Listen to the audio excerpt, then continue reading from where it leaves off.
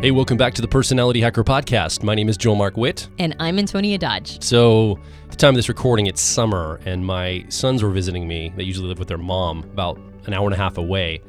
And somehow, while they were visiting, a bag of Doritos got into my world, my sphere.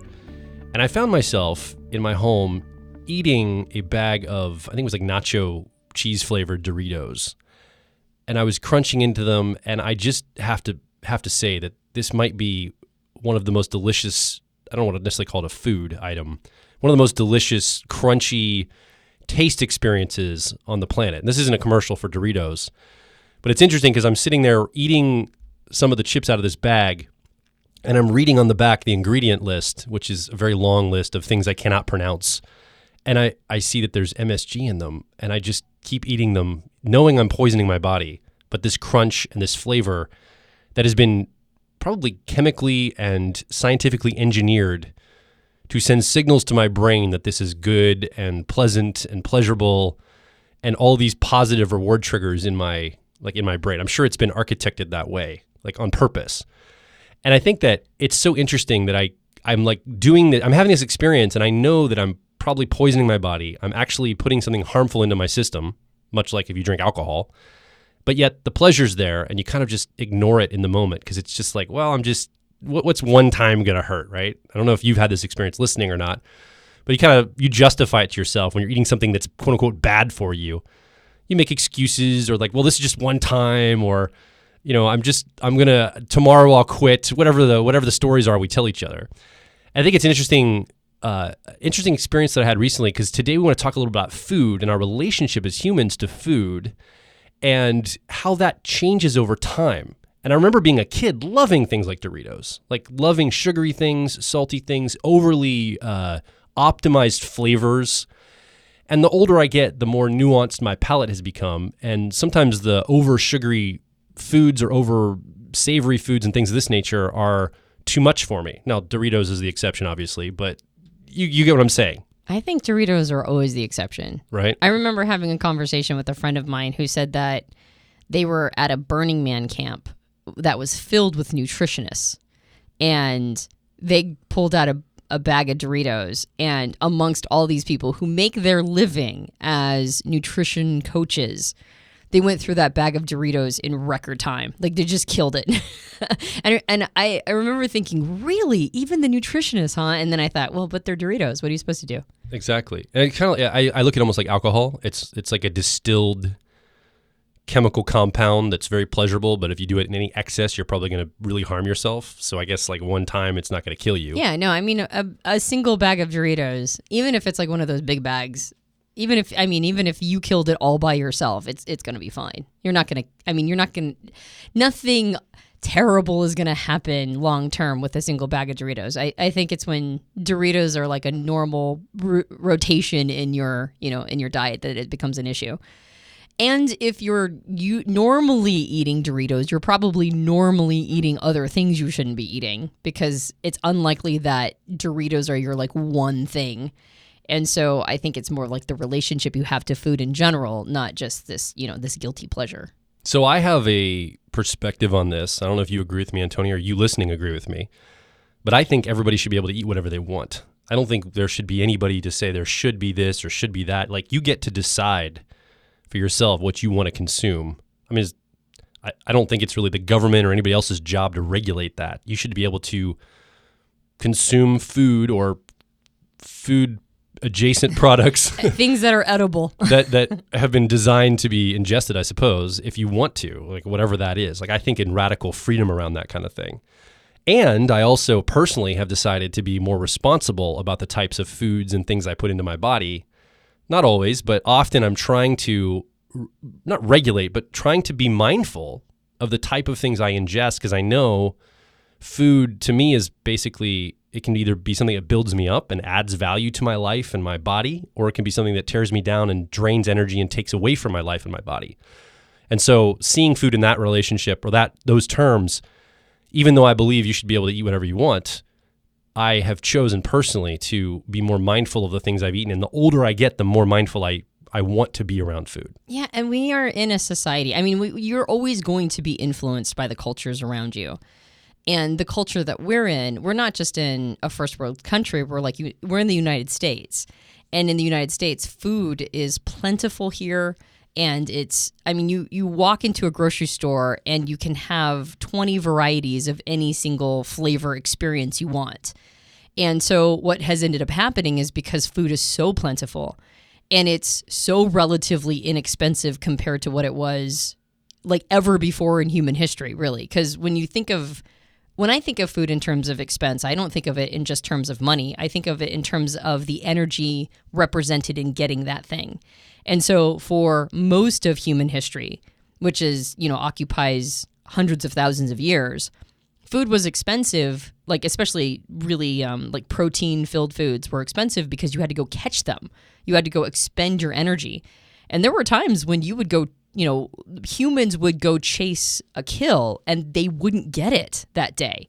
And so they would end up having expended all this energy for food that they never got. And so they'd have to try again the next day. And so food was very, very energetically expensive in the past. And now food is incredibly energetically inexpensive. I mean, of course, we're exchanging our energy in careers and jobs for money, and then we spend that money on food. And food tends to be a higher part of people's monthly bill, right? Like you're probably spending, I don't know, what is it, a quarter to a third of your income sometimes on food.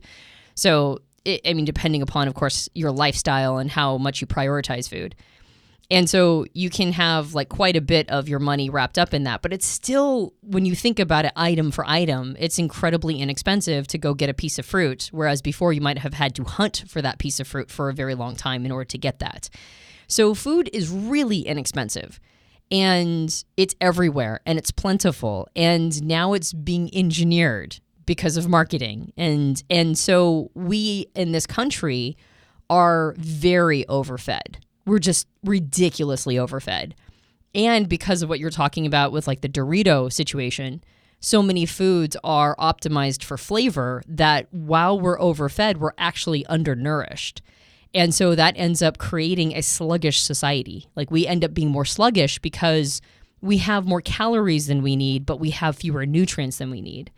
And all of us are influenced by the culture around us. And so culture isn't just what we're all thinking, it's also the ecosystems and the systems that are surrounding us. So I think the reason why you and I have become very interested in this is because we're always looking for ways to optimize our health, optimize our development and growth. And we come at it from the direction of our minds and our emotions, right? Like we're always trying to optimize how we're thinking and how we're feeling and attempting to have sort of like our soul be optimized. And there's just no two ways about it. We are physical creatures and everything we're thinking and feeling and the state of our soul is directly influenced by the quality of the food that we're putting in us. So you and I have been really like thinking about this over the last couple of years. This has become more and more important to us. What is our relationship to food? Because our relationship to food is a node in the system of our relationship to our soul. On a macro level, humans' relationship to food, like you mentioned, Antonia, was very hunter-gatherer. We had to hunt down creatures to kill and eat or forage for berries or fruit or nuts. And then we entered into farming and agrarian culture. And that changed humans' relationship with food drastically because now, instead of having to go out and get food every day, we were able to grow food, and it created a situation in civilization where people could specialize now. There was enough food. Everyone didn't have to be going out and hunting and gathering. Some people could be historians or accountants or, the farmers themselves or whatever, but it was specialization. Blacksmiths, technicians, things of this nature. So it gave us an ability to specialize. And then we evolved from there to where today food has been productized. It's packaged and productized. Like Doritos it's not really a food. I mean, you ingest it, but it's really more of a product that you purchase and you consume, just like you would consume a Netflix show. Like an experience. Yeah, it's an experience. It's obviously not really designed to create nutrients or feed yourself. It's to create pleasure. It's to create pleasure in your mouth and your tongue and the feelings you get from that, and then maybe even the full feeling you have in your stomach or the sick feeling you have in your stomach sometimes if you eat too much of it. But these are things that are productized. You can almost see this charted along, like if you've ever heard our podcast on the Graves model, you can almost see the different Graves levels having a relationship with food that has evolved over time. And I think we're in a very Graves 5 relationship with food in most, supermarkets and places in the West. Well, and I thought, let's see, where was it? There's like a streaming network. It's Curiosity, right? Curiosity Stream that you and I have. We have a, what's it called? Subscription. Thank you. We have a subscription to Curiosity Stream, which is a lot of documentaries about educational things in history. And there was a documentary on the history of food, which is really intertwined with the history of who we are. Like the way that our bodies and minds evolved and our abilities now are directly linked with our ability to get certain kinds of nutrients and certain kinds of proteins early on. Like we look physically different than our ancestors did because of our relationship with food changed once we, discovered what happens when you marry, meat or animal proteins with fire. And that totally changed the game for us. So our history with food and our relationship to food is actually integral to who we are as a species. And so I think having a good relationship with food, or at least a conscientious relationship with food, is very telling about our etymology and where we're headed. Like where we're going is probably going to in some ways be dictated, just like where we've come from is in some ways dictated by a relationship to food. So we took basically 5 points. I want to just kind of go over 5 areas where we think a typical person in the West goes through a relationship with food from childhood to, further into adulthood. And you probably can identify yourself in your past as a child on this like scale, I guess. It's like a little 5-point scale of food relationship. And then probably identify yourself where you're at on that scale currently and kind of where you find yourself landing. Well, and to be fair, this is us charting our relationship to food and some of the people around us. Overvaluing our own experience. Yeah, so this is not necessarily massively researched, like we're not nutritionists. We don't have models of relationship to food that are really sophisticated. This is us charting our relationship to food and noticing that there might be a pattern here with a lot of other people, and this is these are the evolutions that we went through that we think going to the next one served us, and then going to the next one served us. And so we're going to end up with the one that we hope, fingers crossed, is one of the most healthy relationships with food. And then there's like question marks about where we'll go next in our relationship to food. I think the first thing that we have a relationship with food when we start to think about it as children is like my kids, like our children, Antonia, seek out sugar, savory, overdone foods and dishes and things of this nature that taste really extreme and pretty basic. But the metric I think that most children are following is, does this taste good? The flavor of something is what drives them forward. And it seems like kids can learn to like anything. Like a kid that grows up in a household that's been attuned to the flavor of broccoli likes that flavor because they've been trained toward it. And then a kid that grows up in a household with tons of sugar cereal has trained themselves to be craving sugar cereal and attuned to that flavor. But flavor still seems to be the primary thing that drives us when we're kids. And I reflect on that in my life, and I think that's very true. When I was a kid, I was all about what tastes good. I didn't care about nutrients. I didn't care about getting full. I mean, if I was hungry, but I was looking for things that tasted yummy. When I ingested them, I wanted them to taste good. I wanted my tongue to be tantalized. I wanted to have the feeling of tasting something good in my mouth. And then the fullness would come later, but that was my primary driver in having the flavor of something. Yeah, and there's a primary focus on sweet, I think, for kids, little kids in particular. I think I read someplace that was an evolutionary advantage to have a sensitivity to the flavor of bitter and a focus on looking for things that are sweet. Because when you're little, you don't have a catalog of berries and, like things you can find in nature. You don't have that catalog of what is poisonous and what isn't.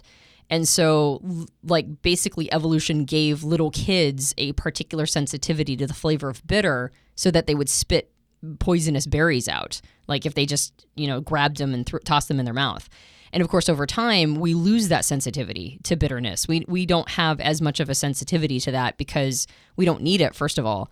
And because we have a greater capacity to do the time-binding thing of passing to each other that catalog of what's edible and isn't edible. Now, of course, it doesn't really serve us anymore because we don't go to the store and there's not like a whole section of the grocery store that's like poisonous foods. Right? So we don't really need that. Yes, there is. Well, there is, but not like the never wake up berries. It's not advertised that way. You're right. And what that was what it was called in Blue Lagoon, right? The never wake up berries. Yeah, we don't have the never wake up berry section of the grocery store anymore. So you don't really need that. But there's still that adaptation of being really sensitive to bitter. So like little kids don't like the flavors of like say leafy greens that are very healthy for them, but tend to have a bitter, sort of aftertaste. But as you get older, your taste bud sensitivity lessens, and so now bitter isn't as much of an assault on you. So when you're a little kid, it makes sense that everything is about flavor because your taste buds are so oversensitive. And then also, as soon as you taste something that's really sweet as a little kid, like the acquisition of that flavor again, especially if you don't get it very often, becomes almost an obsession. I see that with Piper. Piper gets candy at times, right? During holidays, when she goes to grandma and granddad's, when she hangs out with cousins, like she'll get way more sugar than she gets on a day-to-day basis here. We very rarely gave her candy, but she's obsessed with getting it, right? Because she doesn't get it very often. I've noticed, though, she doesn't eat all of it. Like when she gets candy, when she actually acquires it, she'll take a couple bites and then toss the rest of it because I think that was enough. But she's still obsessed with getting it. The acquisition of candy is maybe her number one obsession. Some of that could be socialized, too, because everybody around her wants candy. Yeah, exactly. Like that's things that kids are supposed to want, right? Yeah. I'm really grateful that my parents, I grew up with like Halloween candy, Christmas candy, stuff around holidays. My parents weren't super buttoned up about stuff. We'd have soda on probably a weekly basis. But most times at meals, we were drinking water, maybe milk when I was really little. And what my mom served at the dinner table, like that's what you ate. And there was no like complaining. And if I didn't like it, tough, because you're going to eat this. And I really, at the time, I hated it. I hated my parents for that because I didn't want to eat stuff I didn't want to eat. But I'm very grateful today that I have a palate that has a wide range of options that I can eat. It's one of the most frustrating things to sit down to a meal with people, and it's hard to get a meal going, like if you're making it at home, with people that it's not from food allergies or even like anything that's harmful to their bodies. Just a lot of people are picky these days. And it's sometimes frustrating to sit down and have a meal where people are so picky about what they eat. They've got such a limited slice of what they can enjoy that it's sometimes not very fun to have meals with people, depending on the person. And I think that comes from that childhood indulgence of whatever flavor tasted good that you never grew out of. You were just allowed to indulge your flavor and that flavors of what you wanted to eat. Now you're an adult and you still want to keep that going. And I think that's kind of a childlike perspective around food, is to follow the flavor only. So I'm very grateful to my mom and dad that they helped me build a discipline and a taste for things, because I just had to eat them. There was no getting out of it. I just had to finish my food that was presented and served to me. And that was anywhere we were. If we went to a guest, as guest to someone else's home, or someone else was serving food, it was you eat this and you don't complain and you just make it happen. So I'm so grateful for that. I am too. The phrase in my family was always, your mom's not a short order cook. And so yeah, we had that too. Yeah. So it was like, you eat what's there. And we had to have at least 2 bites of everything that was served. The first bite to get through it. Wow, that's liberal, man. Woo. Yeah? Just 2 bites. I'd eat all of it. Well, as in like, I think there was a little bit of openness for at least one food item that everybody didn't like. Gotcha. You know what I mean? Like if I in particular didn't like lima beans or, broccoli or whatever, I think mine was Brussels sprouts. I was not a fan of Brussels sprouts as a kid. I'd have 2 Brussels sprouts and then I was done. Whereas my brother, I think he hated something else, and so he only had to have 2 bites of that. But you had like... I see. There was allowances for a little bit of... A little of nuance here. You don't have to eat all the same servings. Yeah, exactly. But everything else, you could only have like one of those, right? Like one thing that was your thing that you didn't like, and you still had to have 2 bites of it. And 2 bites of anything new. Like if it was a brand new thing and you were like really dubious about it, you had to have at least 2 bites. So I think that was a pretty fair rule. But if you didn't eat what was served, you went hungry, and that's just how it was. And there was no snacking later, right? Like that's just how it was. And I'm really grateful for that too. I think, though, that if your parents didn't, inculcate into you a broader palate through all of that, I think one of the ways to shift your relationship, like if you're still here at the flavor basically the flavor level of your relationship with food. I think seeing food as exclusively meant for pleasure, I think that's the challenge.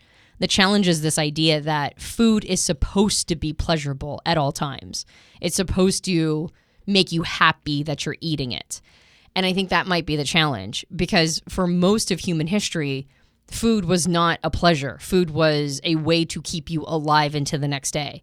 And there were times when you got pleasurable food. Like if you had a kill and you all roasted it over a fire, we've all been evolutionarily programmed to think that that's delicious. Or if you hit a bunch of berries in your wandering and they were delicious berries, you might stick around that area for a while for that season so you could keep eating those berries. But then the berry season would be done and then you have to go find other food. So there's time periods where food can be a pleasure, but to see it as exclusively a pleasurable experience, I think, is the challenge. So having sort of more of a Paleolithic perspective on all of this, right? Like an older perspective, which is that food is primarily meant as basically a medicine, right? And I think that was a big shift when I was talking to somebody who mentioned in this hotel that they stayed in often that they would allow you to rent a refrigerator for like $8 a day or something, except if it was for medicine. And if it was for medicine, then you didn't have to pay the $8 a day. And they said, well, I just tell them it's for medicine. And I'm like, well, isn't that a little shifty? And he goes, well, food is medicine. Now, I still think it was a little shifty. Because that was spirit of the law, not letter of the law. Exactly. But what's funny is that his being shifty actually made me think about food being medicine. It is. And food is a medicine for us. Like it nourishes our body and it nourishes our soul. So to think of it in those terms, medicine very rarely tastes good. Sometimes medicine tastes good, weirdly enough. Every once in a while, you'll get like a really good flavored one. But for the most part, medicine is medicine. It's what you need to stay healthy. And so if you reframe your relationship to food as being less about a perpetually pleasurable experience and more like a medicine that at times can be pleasurable, I think you can sort of wean yourself away from this more childlike relationship to food, which is that if it doesn't taste good, I'm not going to eat it. You parsing that out, the logic there or the thoughts there is really interesting, because I think I didn't have the language you just said about food doesn't always have to be pleasurable. But I chose to raise our kid, we chose to raise our kids in the same way. Like my two sons, I remember battles because when they were at their mom's house, they didn't have to eat what they didn't have to eat. And when they would come visit me, I would force them to eat what we served. And in the early days, like around 5 or 6, that was when the biggest battles happened. Like the biggest, disagreements, and we had to struggle through to help them eat the things that were served to them when they just simply didn't want to and never had to in other contexts. But I thought it was a leverage point, and I didn't have the reasons why it was a leverage point. I just instinctively knew it was going to be a leverage point.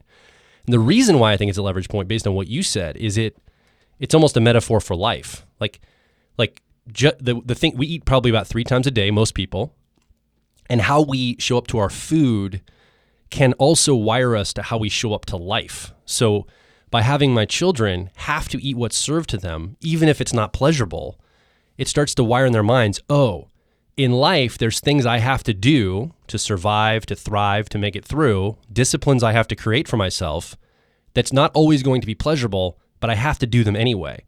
So it actually starts to wire the mind in a particular way. It's not just about, well, I hope they got the nutrients in them, I'll just force it through, and when they're 18, they can eat whatever they want. No, it starts to discipline their mind to go, well, maybe it's better for me to take a cold shower every day than a hot shower because it disciplines my body and my mind toward things that are going to be good for me.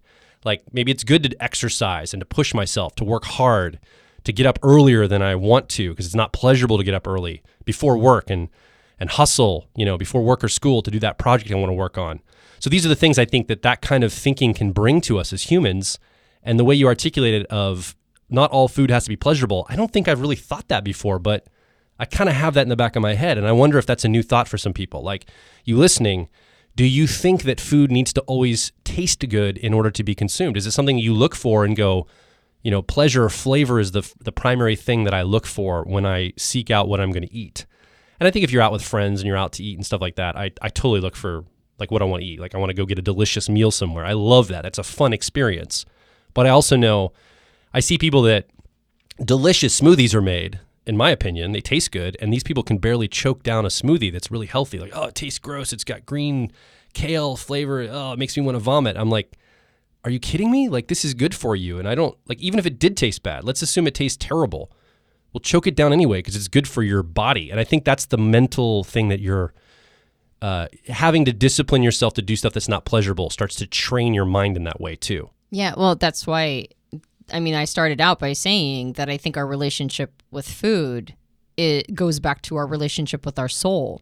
Yeah. And so I think most of I'm sure there's going to be somebody triggered when you said you forced your kids to eat food they didn't want to eat. That's fine. They can be triggered if they want. Yeah, well, and I think the reason why is because there are adults who are very sympathetic to that. They don't want to have to be forced to eat foods they don't want to eat.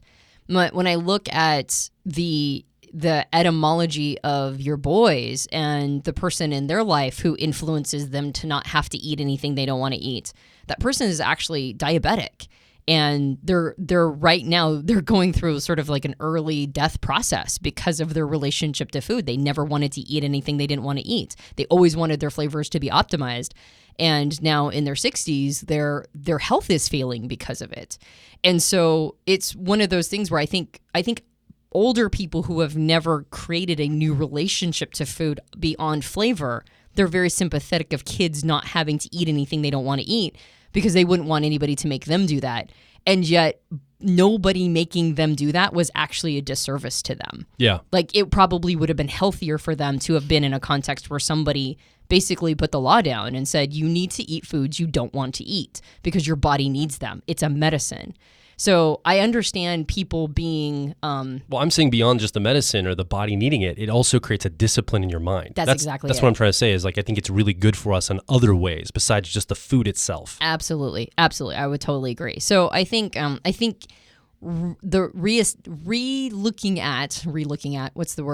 reevaluating one's relationship with food, if it's stuck at the flavor level, I think is a leverage point, like you mentioned, to a lot of other things. So when you get a car and you become a teenager and you're driving out with your friends and you go into high school and college, I think you enter into the second phase of your relationship with food. From my experience and the experiences I tend to see out there, I'm sure there's other experiences people have, but these are the kind of 5 experiences we've seen. You're looking for cheap and fast. And this is where fast food starts to come in. I think among teenagers, fast food is extremely popular. Here in the United States, we have Taco Bell, McDonald's, Burger King, Wendy's, Chick-fil-A, all these different fast food restaurants. And I see marketing directed toward teenagers and young 20-somethings because this is what this age group typically is looking for is, 20 chicken nuggets for $1.99 or whatever. And it's cheap and it's fast and it still caters to that flavor thing you just came out of from childhood. So it still caters to the flavor, but now you're paying the bill, bucko. And so you've got to have something cheap and readily available to you because you're probably between classes and you're hurrying with your friends and you want something that tastes good and doesn't cost a lot of money and you can get it really, really fast. And I think that's the next level we enter into as humans here in the West is we're looking for cheap and quick. And we will definitely sacrifice some flavor for the cheap. Yes. Yeah, on this one. This is when our flavor needs go a little bit, like we get a little bit more flexible there because the cheap is the important thing. And fast food has also been, engineered for flavor, but that doesn't mean that the person who's making that particular burger or chicken, chicken sandwich or whatever it is you're eating, like it might have been overdone, overcooked. The buns might be hard. The dairy and the sour cream and the cheese might be kind of really low quality and taste kind of bad. And so you're looking for these hits of flavor, but you'll definitely compromise on it just because it was cheap. And so you'll start like eating disgusting nuggets, overdone nuggets, just because, you only had 30 minutes between classes and that was what was, under $3. So I think that's when our flavor relationship starts to get a little bit more compromised, but the cheap thing becomes the relevant piece. But I think that flavor fixation still stays from childhood, which is also, of course, why fast food primarily makes its money off of soda and beverages, carbonated beverages. Like, they don't really make that much money on the food itself. The overhead is pretty, the margins are very low for the food. But the margins are crazy big for soda. Like, I think it's like 15 cents for the cup, the ice, the carbonation and the syrup for a soda, and then you're being charged anywhere between $1 to $5 for it. So that's actually a huge part of their moneymaker is in the sodas. And most people do not leave fast food without getting a soda. And a huge soda usually. I mean, the sizes in the West are, I don't know, I think they're egregious personally. I think they're kind of ridiculous. But so it's a matter of creating the optimization of flavor usually in the soda that covers over the disgusting food if you start to get sensitive to how gross fast food can actually taste. Yes. Do you remember, I remember as a kid going to like a gas station or convenience store and buying like I think it was like 32 or 64 ounces of soda. Like a big, I don't know, it was called a big gulp. I don't know what it was called, but it was like this like a giant soda, and I would drink it over like the course of like 4 or 5 hours as like a teenager. Looking back on that, I'm like, what in the world was I doing? Like just poisoning I mean, how many grams of sugar was that? Probably like 250 grams of sugar over the course of like 5 hours. I think there were times when I was young that I consumed more soda or sugar like in a soda than I probably consume in an entire year now. I would do in a day. Like wow. Like a big gulp, right? 32 ounces. I don't think I drink 32 ounces of soda in a year now. Yeah, that was just an amazing amount, and I wasn't thinking about it as a kid. I was like, well, it tastes good. I mean, it can't be that bad for me. Like I wasn't thinking about how damaging that probably was for my body and brain at the time. It's a good deal, right? It's cheap. It was like, I think in our local convenience store here in Western Pennsylvania had sheets, and they had like these, it was 99 cents for any size soda. So like the little 12 ounce back in like the 90s was 99 cents, and all the way up to like 32 or 64 ounces was also 99 cents. Right. And so you're looking at going, as a kid, you're like, well, I can't afford not to get the big one. I can't afford not to. I have to get the big gulp or the big giant, version of this because it's the same price. So why would I get the small one? And that I'm sure that led to a lot of unhealth in the pricing alone of how Sheetz did that. Oh, it's so terrible. When I first moved out of my parents' house, so I moved out when I was 17. I was one of those kids that just wanted to do everything as fast as possible. So I moved out on my own when I was still 17. I was about to turn 18. And when I first moved out, I did tech support and sales for a surplus software company. And it was like, this is like early mid 90s, right? So this is like in the early days of when software was like still, like this was all new. Like everybody's home computer, they were getting their first home computer. So I thought tower computers. Yeah, tower computers, exactly. So I thought like this was a pretty cool gig, right? And at the time I was making on like sales commissions, I was making, I think, like $700 a month, which was more than I needed, right? I worked out all of the math, and it was just what I needed to move out. And then after I moved out for a couple months, they offered me a position just doing tech support and not doing sales anymore, just doing tech support with a little bit of a raise. And I was like, ooh, this is cooler. I'll be tech support. I'll get this raise. But of course, the commissions were what I was really living on, and I didn't realize that at the time. So I went into tech support, and my $750 a month salary went down to like $350 to $400 a month. So I was really poor when I had first moved out. I was like, I just think about it now. Even in 95, that was not very much money. Pretty low. It was really low. Even in 95, even like 25 years ago, it was not very much money at all to be living off of.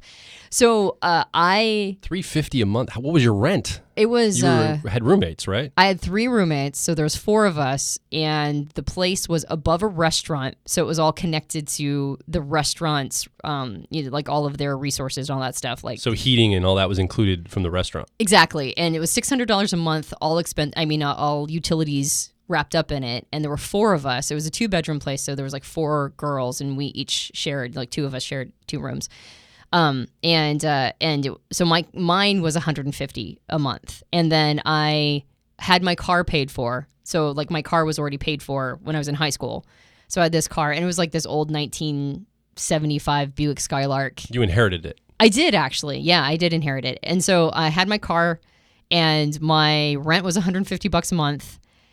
And and my parents were still covering my insurance. That was the one thing they were covering for me. So that was like $50 a month for my car insurance. And I didn't have any other form of insurance or anything. And then it was just a matter of like trying to live off of I mean, $150 a month, like $300 a month. I was like living off of.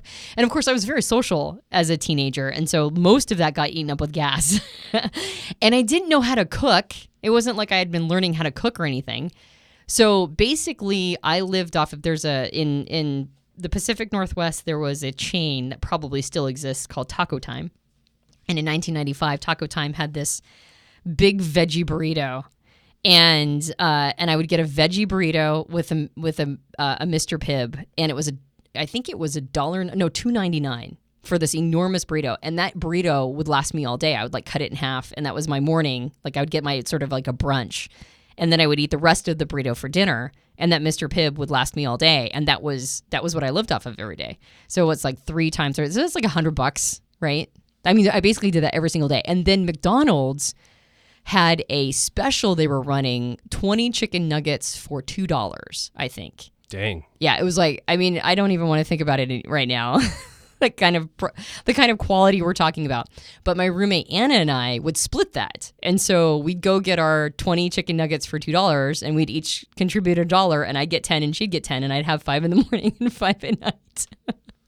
So cheap was really important for me, especially since I had no idea how to cook. And I would definitely compromise flavor. Like sometimes it was good and sometimes it wasn't. But yeah, like the cheap was the important thing. Yeah. So I think then when you're at that age, you're probably in college, you're in high school, you're looking for cheap and quick. And then post-college, maybe in college, but probably definitely post-college, when you have roommates and you're starting to get a job for the first time, you're moved out not just to a dorm, but you're moved out on your own, starting your life in your 20s. You're going to start cooking at home most likely a little bit more. Now, in our current culture, I think we have a very social lifestyle culture these days where I think young people go out to eat way more than our generation or generations before us did. I think it's the activity that young people like to go do together, to be foodies and to go out and like celebrate and have meals together and drink and be out many times a week. I think our generation went out more than our parents' generation. I think every generation does, and then the next generation after us goes out even more than we did. Absolutely. Yeah. And so I think that, what I'm saying again is a little bit more from my experience and some of the experiences I've seen, but I think finances hinder the ability to go out all the time. If you're new in your 20s starting out in a career, you don't have a lot of money to go out all the time. So you're probably reserving it for Friday, Saturday nights with your friends, and you're saving up all week to have that 1 or 2 nights out. You're probably not going out every single night of the week. Well, and as a late teen, I could do fast food all the time. But in my 20s, it was just like, you just can't do it. Like you get done, you're tired of the flavors. It just doesn't feel good anymore. You like kind of get sick of it. So I think that's when, and you just get older. You're getting more mature and sophisticated. And you're like, you know what, maybe I could do this at home. So I think you just naturally go towards making meals at home, and you notice that your dollar stretches much further. If you can make meals at home, I eventually learned how to make some sort of like, I don't know, it was like a chicken pot pie dish or something that would last me for a couple days. And then once I discovered casseroles at home that would stretch my dollar way more, and I just had to be like a little bit more responsible, then I moved to the third phase, which is what we're going to talk about, right? The third phase, which is you start making meals at home, but now it's about stretching your dollar. Now it's more about a little bit of nutrition, but for a whole lot of like cheap, right? Cheap at the grocery store as opposed to cheap in the fast food. Efficient, probably. Even more than cheap. You're looking for like, for example, when I was on my own after college, when I lived by myself, I'd go to like Walmart or the grocery store and buy a box of 30 frozen hamburgers and then eat those over 30 nights. Every single night, I would just cook one up. And the box was like $12 or something for like 30 hamburgers. And then I just had to go buy bread or whatever, and I would make that over the course of a long period of time. So you're kind of doing what you did during the fast food days, but you're doing it at home, and you're looking for, I think, stretching that efficiency of cooking for yourself. Now, again, this isn't everybody. Depending on where you are in your life listening, you might have a very radically different experience than this. But I think this is typical that whatever that version of getting the box of hamburgers is for you, that might be for you, Antonia. You said it was making casseroles, right? Yeah, I just made a ton of casseroles. So maybe you're more inclined to, I hated cooking. I hated making food, but I knew I needed to do it at home. So I would buy frozen things, pre-made things, and I would just eat the same thing over and over again. I wanted to be efficient, but I did not want to be creative. It just was not my interest at all. I just wanted to eat for efficiency's sake and keep moving. Well, to be fair, they weren't very comprehensive casseroles.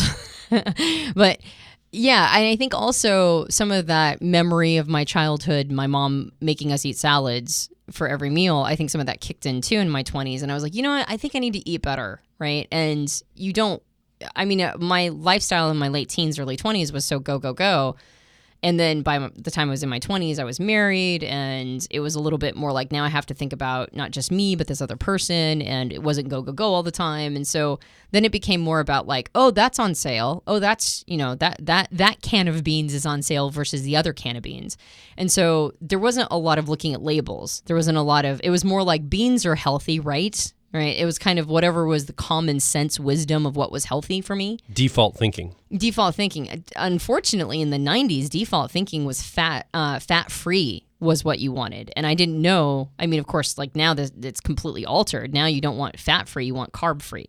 And fat-free meant that they were going to load it with sugar. And I didn't know that, but that was the conventional wisdom of the time, was fat-free things. And so my nutritional expertise was, this is cost effective and it's fat free. So I think in this third phase is you're not doing a lot of, I mean, I think in the third phase, you're doing things for efficiency. You want to probably, up your nutrition game from the fast food time period where it was all just cheap. So you're kind of thinking in that way, but you're not really doing a lot of your own research. It's more like whatever's the conventional wisdom at the time. So I would imagine right now that's people who are like trying to optimize their dollar when they're going to the grocery store, and they're looking for things that are like gluten-free, right? Like anything that says it's gluten-free, even if it never had gluten in it, the fact that it says gluten-free on the cover, well, that's the conventional wisdom right now, right? Like we're trying to avoid gluten as a society, or something to that effect. You're coming with cultural thinking about nutrition, and also trying to optimize your your dollar in this third phase.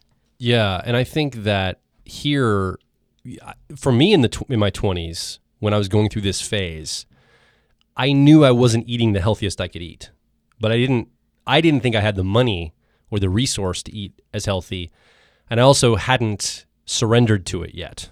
Like I was like, well, I still like some of these flavors. I know this isn't the best for me, but I'll figure that out. I'll worry about that when I'm like 35 and older. Like when I get older, I'm young enough now, my body can absorb this. That's what I would literally tell myself. Like I'd pick up an item and be like, this bag of potato chips probably isn't the best for me, but I like the flavor. It's going to fill me up for a snack, and I'm eager to go ahead and buy this now because I know I can cheat and get away with it in my 20s. And I would also buy a lot of bulk food items. Like I did those hamburgers, but I'd also I'd like a card for Sam's Club. I just go and buy tons of quantities of things because I want, again, efficiency was very important at that time.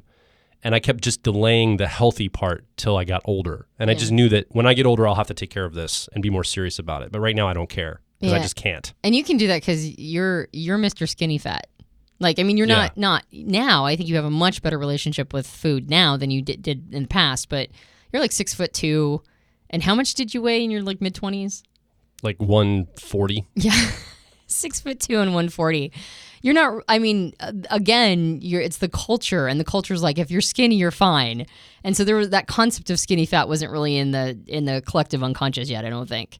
So you could totally get away with it. And whereas I was always obsessing over my weight, even though I wasn't fat at the time in my 20s, I was convinced I was. And so I was always obsessing over it. So to me, it was all about like fat-free, low-fat, low-cal, that kind of thing. And that messed me up too, actually, because none of that stuff was actually like I wasn't thinking in terms of nutrient-dense foods. I was thinking in terms of fat-free. And so I was consuming a ridiculous amount of sugar. Actually, I'm pretty sure that fat-free craze in the 90s massively exacerbated my gallbladder issues because I wasn't getting enough of the healthy fats I needed. And so my gallbladder wasn't like really, it wasn't, it didn't have anything to do with the bile didn't have anywhere to go. Like it just sat there and calcified. And I already have a sort of a family, history of gallbladder issues. So I'm like, oh, okay. So all my gallstone issues and my gallbladder issues probably were massively exacerbated by the 90s fat-free craze. And so now I think that's probably what happens when you get into the fourth phase, right? So going from the third phase, which is all about like efficiency and stretching your dollar and kind of thinking about things in terms of nutrition, but outsourcing a lot of that thinking, is I think you, if nothing else, encourages you to go to this place, and some things like being around nutritionists or culturally being in this space might get you there. But if nothing else gets you to this fourth phase, the health problems that you're now experiencing from the way you used to eat will push you into number 4. And the number 4 level is all of a sudden nutrition is a thing, right? Now you're caring about nutrition because you're older now. You're in your 30s. You kick the can of health into, like you were saying, I'll worry about that when I'm 35. Well, now all of a sudden you're 35 and now you're like, oh, maybe I should care about my health. So now nutrition becomes a thing. And I think right now culturally, nutrition is in the collective unconscious because it's a good marketing ploy, right? Marketers are now pushing this nutrition thing. But then what's the right nutrition? So I've noticed that sometimes when people get to this fourth phase of, I've got to have nutrient-dense foods, they'll go crazy. The pendulum swing from I didn't care at all to now all of a sudden like, don't eat any nut that has been shelled before because it rancifies, right? Like you have to shell all your own nuts, right? And so you can't have anything like almond butter in a jar because if you do, well, those are all rancid almonds or something crazy. Like your water has to all be pH balanced, and like it gets kind of crazy. So in fact, I think nutritional obsession made it into the DSM finally. Wow. Yeah, I think like being so obsessed with nutrition and health and that sort of thing, I think that can actually be a disorder. But I think that that's where some people go when they get to the fourth phase, which is nutrition obsessed. And the question is, again, if you're looking at things in terms of a relationship with food is a relationship with your soul, is an obsession around that, is that something that you want to be at? Is it good because when the pendulum swings to the other side, eventually it balances out, but is that really good for the soul to be in a place where you won't eat anything because it's not going to honor the purity of your temple, basically? Yeah, the pickiness isn't about flavor or what you like or don't like. The pickiness is, well, this isn't good enough. There's like a threshold that's so high, a discipline that's so high, a militant nature about what you're going to eat or not eat, that can also be a challenge, I think. So my experience with this has been when I got to 35 and I knew, okay, this is the time that I start eating better. I had old habits. I didn't want to give up some of the habits I had. And I think even today still struggle with this. And I've done a lot of work on it, but it's really hard if you've been eating whatever efficiently or flavor wise or taste or whatever you like. And then all of a sudden you're like, okay, this is the age I got to get serious. It's hard because you built habits that aren't necessarily serving that new vision. So for me, it was a lot of like, well, okay, I'm 35, but I'm pretty young. I think I could stretch this another year. And then a year would go by. It's like, oh, you know what? I'm trying my best here and there. It fits and starts. I'm still pretty good. I can stretch this another year. So you kind of just keep stretching it a little bit longer and you never really get to switching into the nutrition focus that, at least that I want in my life. So that was the struggle I had. But then there were moments and times when I noticed myself getting much more militant. Like I went carb-free for a while, and I was so militant that like the color of my life went away a little bit. Like I was so like, I can't eat this, can't. And it started to feel like I was starting to feel a little more obsession around what I was going to eat or not eat. And I've noticed other people that are super into nutrition, like you mentioned, they can get really focused in on the health of something and not let anything into their body that could potentially even be remotely bad for them. And I think that's probably the natural stage here. I think at some point you have to become rigorous, a guardian of the gates of you're going to ingest into your body in order to kind of reset some of the old habits. You've got to kind of cut through the noise, reset yourself, and get into a nutritious habit, pattern, things of this nature. And I think we were there, in the last several years, and one of our friends who's a little older than us came by, probably in her mid to late 50s, and she is super nutrition. We were like making a nutritious meal together, but then she pulled out some dark chocolate or something else that was like, it wasn't even like quality stuff. She was like pulling this out. She's like, I love this. And I'm like, really? And we're asking her like, well, how do you reconcile? You're so militant about your diet here. And she mentioned, she was like, well, I want to be militant about it. I want to be serious about it, but I don't want to remove the pleasure from my life. Like, I don't want to remove the things that are pleasurable. Like, if I'm just so focused on the nutrition, I'm living my life for the optimal health, like we're all going to die someday. I'm in my 50s now, and I've realized that my relationship with food changed again. Like it's not so much as militant as I was 10 years ago in my 40s. I realize I have to allow some pleasures in, or it's not sustainable. And I think that's the fifth level, is you start to balance things. Like the balance of your life comes in. Lifestyle and nutrition start to balance together. And you realize that we're all dying, and you are dying listening. I'm dying. Antonia's dying. Like eventually we'll all be dead, barring any kind of medical or crazy scientific breakthrough or technology anytime soon. And you can't live in this like complete lockdown with no pleasure at all. And I think it's genuine pleasure you're going for. And when you do eat those things that are pleasurable, you spend time with them. You really ruminate on the taste, the texture.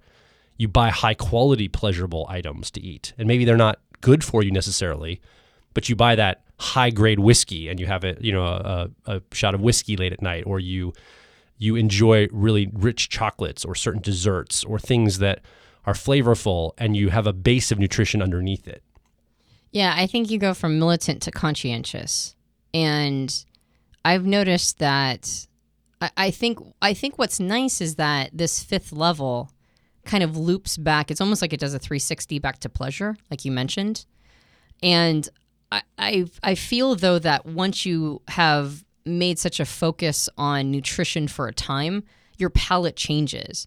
Like early on, when everything has to be pleasurable, it's actually, I don't know if it's pleasure as it is like a quick hit of, just like it's like a sensation. It's like all that food or in the early phases of your relationship with food, it's all optimized. It's all engineered to taste good. So it's like it's kind of like I'm trying to think of a good metaphor in another way, but it's like I don't know, maybe the difference between porn and like making love. Like porn is engineered to hit all your brain receptors so that like you feel like you're feeling pleasure, but there's no real like true satisfaction at the end of all of it, versus being with a partner that you've built intimacy with and you're experiencing each other, and afterwards like the afterglow lasts for a really long time. Like it's like both of them were ostensibly the same kind of experience, but one of them outclasses the other one so much. And I think food is kind of similar. Like the idea of a lot of sugar, or like when you're like a kid, being able to have soda or an energy drink or candy or whatever. And then when you get a little bit older, it's all about like fast food and all this engineered food. It's not really pleasure. It's ostensibly like pleasure, but it's been engineered to sort of manipulate you into feeling certain feelings. But when you get to that place where you've allowed yourself to go through a nutrient-dense time period where you maybe were a little bit more militant, when you get to the other side, you take your time with it, because you know that to do it, like if you're really going to do it right, you're going to have to sit with this food. You're going to have to like experience it. It's a real experience. And it can also be nutritious at the same time. And there's a lot of benefits to things like dark chocolate, and there's a lot of benefits to red wine, and there's benefits to foods that also really taste good, and that if you're just with that food and you're present with it, it can also like really be an experience. And that is not the anticipation for every single meal. Like you don't expect to have that like, oh God, this is so good every single meal. You just give yourself opportunities to have those experiences. And I think that that's a lot more balanced of a relationship. And I think that that is nutritional for the soul too, right? I remember Robert Anton Wilson, who I mentioned a lot on the podcast. He was a really big proponent of medical marijuana. I mean, he died before it became legal in California, but he was one of the big voices of legalizing medical marijuana. And somebody was interviewing him in the early 2000s about, removing the THC component. They're like, well, don't you think that it would be better if it was just basically CBD oil? By the way, 96 medical marijuana went in California. Oh, did it? Okay. So there was a... But he was definitely part of that movement. I'm just letting you know the timeline. Okay, yeah. Maybe it was when it became a little bit more lax, right? Because I think it was like only for people who were dying of cancer, and he wasn't able to. He he had polio as a child. And so a lot of his pain came from post-polio syndrome. And so I think he wasn't qualified for it or something. And so he was trying to fight for people, with just pain, dealing with pain, them being able to get it. Anyway, thank you, Bert, for making sure I'm accurate on the podcast, though. And somebody asked him, well, do you think that if you remove all of basically the psychotropic effects, that would be better? And he said, no. He said the enjoyment you get out of it, the pleasure part of cannabis is part of the healing. Feeling good is part of healing. And it's because your soul feels good. And if your soul feels good, your body will follow. So I think at this phase of your relationship with food, you've got to come back to this place of pleasure. You have to come back to this place of recognizing that when your soul feels, fed, then your body also follows, and the the medicinal aspects of the food are heightened, as long as it also still has all those nutrients in it. And so I think that's why this feels to me like a more sophisticated place, a better place than just being militant, because you've got that feeding your soul part of it wrapped in there. I think that for me personally, as you're talking, when you said the word satisfaction, you were using that illustration earlier, satisfaction is the word I would have here for myself. And I think I would offer it to you listening too, is that you actually it's not just pleasure. I mean, pleasure's part of it. Pleasure can be part of it, but satisfaction can be truly what you're after. And that can include a pleasurable taste, a pleasurable feeling afterward. And marketers know this. They ultimately know that satisfaction is what you want when you eat something good for you that tastes good or feels good. Because Snickers, the candy bar, it's Snickers satisfies. Snickers doesn't satisfy. Come on. It's a candy bar. It's chocolate, peanuts, and tons of sugar. Like, it does not satisfy. It's maybe ends your hunger momentarily or sates the feeling you have of hunger, but it doesn't truly satisfy your body. But marketers know this, and that's why they say Snickers satisfies, because they know that ultimately that word, that concept of having satisfaction from eating, is the thing that we're all striving for ultimately. And the pleasure along the way, we can get hijacked earlier on in our lives, that's where the satisfaction comes from.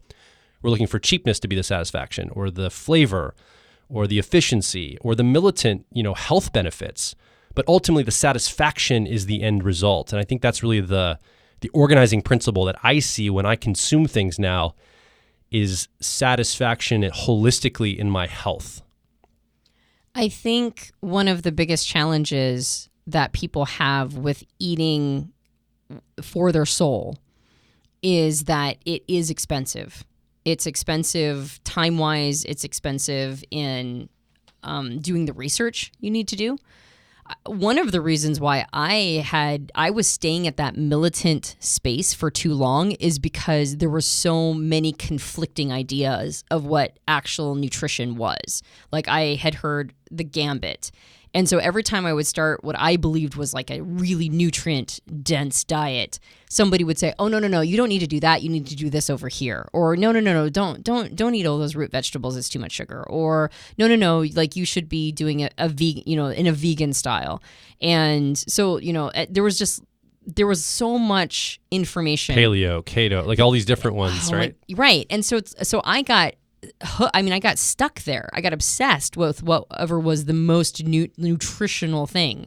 And, now it's intermittent fasting. And now it's like, there's just, it's not the carbs that are the problem. It's making sure it's complex carbs. And there's so many different schools of thought. And so I got stuck at the militant level. And it wasn't actually until, and I've been probably about 15, maybe 20 pounds overweight for, ever since Piper was born, right? Like, after that, I probably gained about 15 pounds that I just never shed. And it wasn't until I got to that fifth level that I was able to have the discipline to be able to lose some weight. And your brother, who's a weightlifter, I kept asking, what are the exercises I need to do to lose weight? And he goes, you don't lose weight with exercise, you lose weight with a fork. And I kept thinking about that. I was like, okay, lose weight with a fork. And I know that right now people are very sensitive to this idea of talking about losing weight, because nobody wants to feel shamed. Nobody wants to feel like if they have some weight on them, they should feel bad about who they are as a person. that 15 pounds actually didn't make me feel bad about who I was as a person. That 15 pounds made me feel like I wasn't optimizing my life experience, because what came along for me with that 15 pounds was a lessened ability to run around with Piper. Like, I could tell that I wasn't physically where I needed to be in order to, to be able to do all the things I wanted to do in my life. And I kept trying to figure out how to do this with exercise, and exercise just wasn't doing it. It had to be with a fork. So then I started getting back into this concept of nutrition, but it wasn't so much nutrition to like make sure that all of my nutrient dense foods were massively optimized. It was more like, how do I make sure that my relationship to food isn't one that I'm obsessing over it all the time, that I've got it in its proper place, and it's also nourishing me, it's nourishing my soul, and I'm not obsessed with it. And it was when I allowed myself some of that pleasure, right, to go back, loop back around that 360 to get to a place of pleasure, nourishing my soul, and also recognizing that that's not the place that food has to occupy all the time. Most of the time, I'm feeding myself to make sure that my body stays alive to the next day in as optimized a way as possible for me being at the weight I want to be at, or actually more me being at the health and the energy level that I want to be at. So I more think of it in terms of energy now. Food is energy that goes in. It helps produce energy. It helps me be more energetic, right? It's like, it's more about like energy management than it is about calories for me at this point. But I think it wasn't until I got to this level. And I'm curious to see what comes next, because I don't think I've hit the acme of my relationship with food. I'm very curious to see where I'll go next. But at this place, I mean, I've cut off dairy just because dairy doesn't do great things to my body personally. So I don't do Doritos because Doritos have cheese on it, and I don't do cheese anymore. But that doesn't mean that I don't do other stuff that's like basically the same level of it. Like, I'll eat potato chips and things that like a couple years ago I'd have been like, I could never do that. But I think the other piece of it that is important for me, or was important for me, is to recognize that it's expensive in energy and time. Like the research I needed to do to determine what was the best for my body, and again, I'm going to say my soul, to determine all that was expensive. But it's also, food can be expensive at this level. Like, if you're looking at it in terms of nutritional value, food can become expensive. And I can understand the allure to cheaper food, right? Food that is more processed and doesn't make your grocery bill outrageous. And then I remember watching a documentary where the person broke down the numbers of the amount of food that, like, the amount of money you spend on food versus the amount of money you spend on medical bills later on in your life. And they were basically saying it's a 70-30 split. If you end up spending, like, over time, if you add up your food and your medical bills throughout your lifetime, if you spend 30% on food, you're going to spend the other percent on medical bills. But if you spend 70% of that money on food, you're going to spend 30% on medical bills.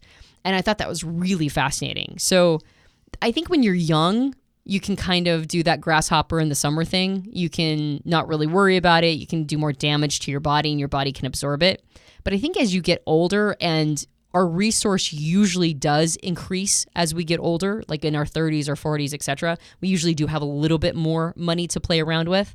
I think it's smart to start to think in terms of an investment. Like, food is also an investment, and putting a little bit more money into thinking about your food, and like spending money on food and nutrient-dense foods, and making it not just an expensive making it, like actually, cooking it, preparing it, thinking about it, but also being willing to invest in your food, like to take some of the money that could be for other pleasures and put it into food. And I think that has long-term benefits as well as short-term benefits. Absolutely. And so this podcast makes me feel a little hesitant because I'm not a nutritionist. I don't know what I'm talking about with making a recommendation to you listening, like, go eat these kind of foods and this will benefit your life.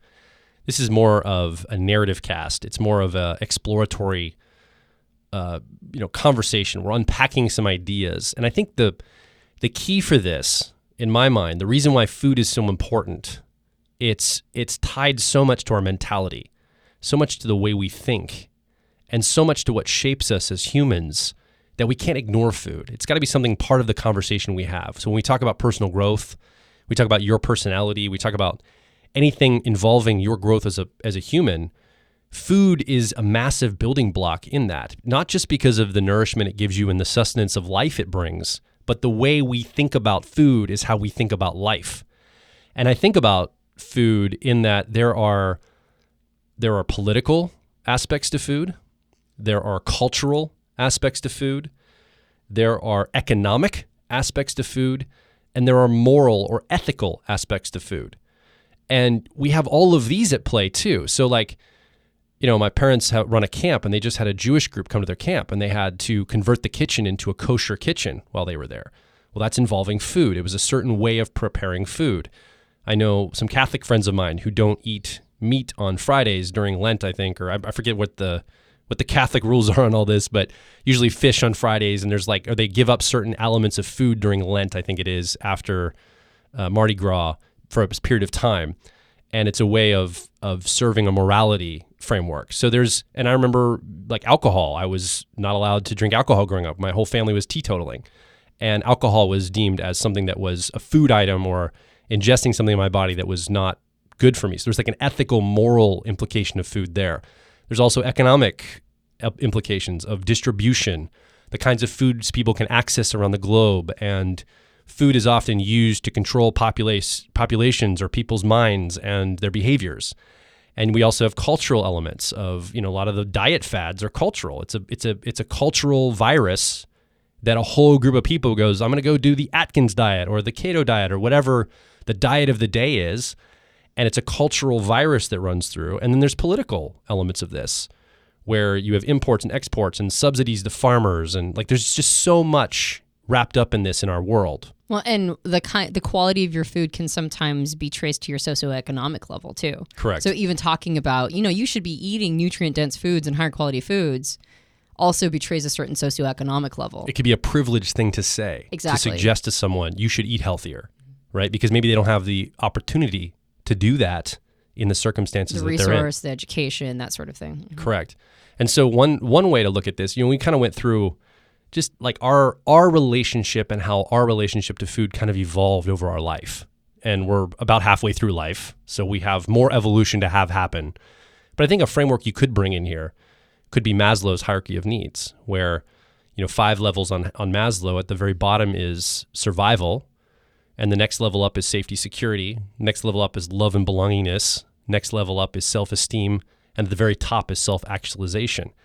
And you can see food being useful and used in all of these different levels. Obviously, survival and safety and security seem to be pretty obvious, but I know people that use food to create love and belongingness. That's how they show love or try to get love from other people, or to sate the feeling of feeling unloved in their own life. And so I think that, I don't have necessarily a point to wrap this up or land the plane today to say, this is the action step around food, because I think food is very personal to you in your situation listening. It's personal to me. And I think that we should be free to eat whatever we want and put into our bodies whatever we desire. I think the message that we want to communicate today on this podcast is the mindfulness around it, the thinking behind the food. What does it mean, what we're eating, what we're ingesting, how we eat, how we think about food purchasing and preparation, how we think about flavors. Is it medicine? Is it taking something? Is it adding energy? Like, what are the metaphors you have for food in your life? Is it an expression of love for you? Is it how do you use food to sate your emotions or your bad feelings? And I think these are some things we can begin thinking about. And the mindfulness around food in general, that's the principle of today's show, is getting mindful around the food choices that you make at whatever level you are in life. I think that will lead you to a better, happier life if you are mindful about the food choices as you work on your personal growth journey. This is the key, to be mindful about all the choices we make. And food is one of the most fundamental building blocks of our lives here as humans. So having said that, you've been listening along, you've been here with us, but you don't have a microphone. So what are your thoughts? What's coming up for you? What is your relationship to food? How do you think about it? What mental models do you use for eating, food purchasing, food preparation, food consumption? How do you manage this in your life? We'd love to hear your story or any ideas, tips, or questions you have. Come over to personalityhacker.com, and directly below this show, you can leave your feedback for the community to begin engaging around this topic. I think it'd be a great topic for us to talk about as we all look toward growing ourselves as humans. Yeah. And if you enjoyed this podcast, you can subscribe to us on iTunes and various Android platforms. You can go get our book. It's called Personality Hacker. It is in all the major book distributors or retailers. You can get it on Amazon. And if you get it on Amazon, leave us a rating review on Amazon. Leave us a rating review on iTunes if you like the podcast. You know the drill. Go tell people what you think of us, especially if it's positive, because all of that feedback that you leave on Amazon and iTunes and other places like that, all of it helps us out a lot. And you need 11 copies. And we've talked about this in previous podcasts, but if you're a new listener, in case the zombie apocalypse ever happens, 11 copies, you can have one for yourself and then 10 copies to help us rebuild our planet together. And you'll be incomplete unless you have those 11 copies. So make sure you get 11 copies, not just one. I think that's been a well-established principle. All right. All right. I wonder if there's anybody that actually has gotten, like, send a picture in of them with 11 copies. No. I'm sure there's somebody that took our advice and prepared just in case. No. My name is Joe Mark Witt. And I'm Antonia Dodge. And we'll talk with you on the next Personality Hacker Podcast.